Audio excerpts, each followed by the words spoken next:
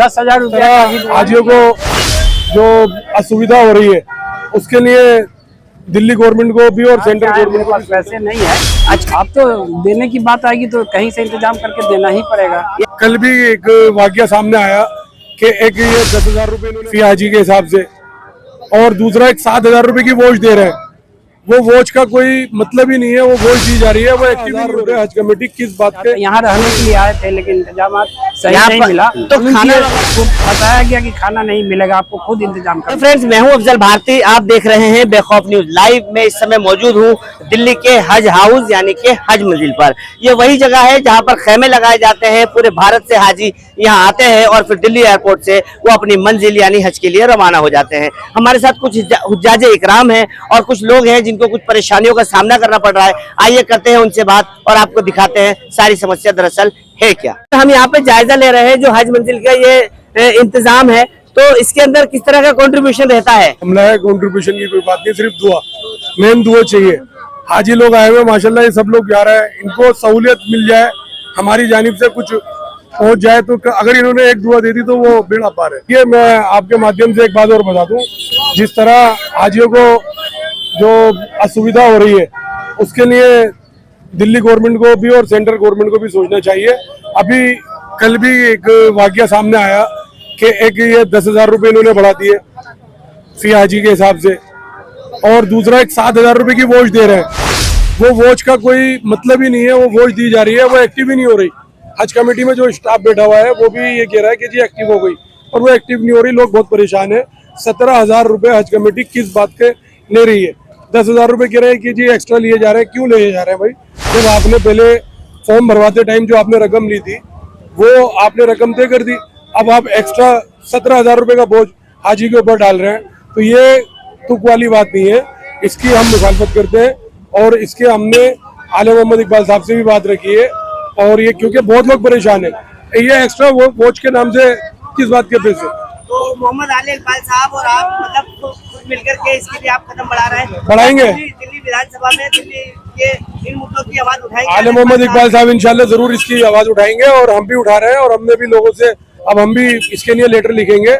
हम भी बोलेंगे दिल्ली स्टेट गवर्नमेंट को कि ये किस तरीके के 17,000 रुपए क्यों लिए जा रहे हैं। तो नाम है आपका? हकीम अनवर। हकीम अनवर साहब, आपको ये जो सरकारी कोटे से आप हज करने जा रहे हैं, कितना पैसा टोटल आपको देना पड़ा है? 300 याद तो नहीं है, तकरीबन 4.25 लाख रुपए करीब पड़ रहा है अप्रोक्सी।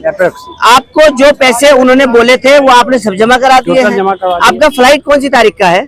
2 को 7:20 में 2 तारीख को है। जी जी। ठीक है, तो ये जानना चाहता हूँ आपसे, जितने पैसे आपसे जमा कराने के लिए कहा गया था स्टार्टिंग में, बिल्कुल इब्तिदा में, क्या उसके बाद उन्होंने कुछ पैसे और बढ़ा दिए हैं? 10,000 रुपया का भी डिमांड किया जा रहा है। अच्छा, उसके बाद मतलब जमा करिए तो हम लोगों ने आपने कर दिए हैं? नहीं किया, 14 तारीख तक टाइम दिया गया है। तो क्या मसला है, आपने अभी तक पैसे जमा क्यों नहीं किए? पैसे हैं नहीं या पैसे देना नहीं चाह रहे हैं या कहीं से इंतजाम कर रहे हैं? हम तो बिहार से आए, मेरे पास पैसे नहीं है। अच्छा, किया जाएगा, दिया जाएगा। यानी इन्होंने आपको पहले नहीं बताया था, सडनली अब आपको बताया है कि आपको 10,000 रुपए और दिए जाने हैं।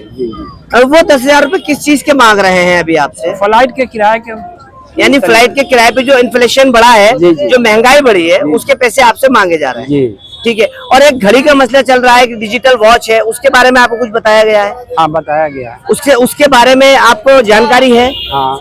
कोई आपको उसके बारे में उन्होंने पहले से कोई क्लास दी है? नहीं, क्लास नहीं दिया अभी, क्लास नहीं दी। आज कुछ बताया, बस ये बताया कि आपको एक वॉच दी जाएगी। उस वॉच के पैसे लिए जाएंगे या फ्री ऑफ कॉस्ट दी जाएगी? अब पैसे की बात नहीं हुई है, अभी पैसे की बात नहीं हुई है। फिलहाल आपसे 10,000 रुपए मांगे गए। तो आपको क्या लगता है, ये 10,000 रुपए आप दे रहे हैं तो अपनी खुशी से दे रहे हैं या आपके ऊपर कुछ ऐसा जैसे दिल पे वजन? खुशी से कौन देता है, मतलब डिमांड किया गया है कि 10,000 रुपया लगेंगे एक हजार पे। तो आपकी पॉकेट पे आप कुछ वजन महसूस करते हैं क्या, या आप आसानी आप दे देंगे?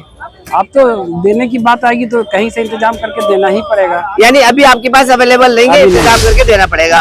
यानी कि लोगों का ऐसा मानना है हज जो है वो एक अमीर आदमी के लिए होता है, तो अमीर आदमी का हज है तो उससे चाहे जितने मर्जी पैसे लूट लिए जाएं, सीधी सीधी भाषा में। तो आपको ऐसा लगता है कि आज जो 10,000 रुपए मांगे गए हैं आपसे, ये नहीं मांगे जाने चाहिए थे? हाँ, फिलहाल तो नहीं मांगे जाने चाहिए, लोग इंतजाम करने में।